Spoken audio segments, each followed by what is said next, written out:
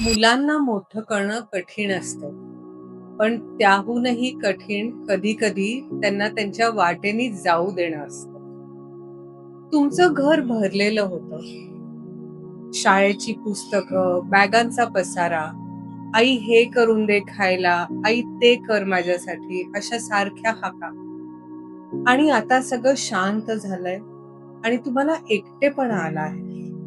काही-काहींची मुलं गेली आहेत नोकरीसाठी, काही-काहींची शिकायला, तर काही-काहींची लग्न करून. तुमचं घरटं मोकळं झालं आहे. ह्यालाच आपण एम्प्टीनेस सिंड्रोम म्हणतो. आता तुमच्या आयुष्याची पुढची इनिंग सुरू झाली आहे आणि हीच वेळ आहे आता स्वतःकडे वळायची आहे.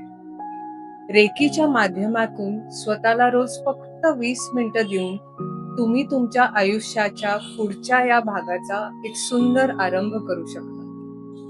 आमच्याकडे या आणि रेकी शिका.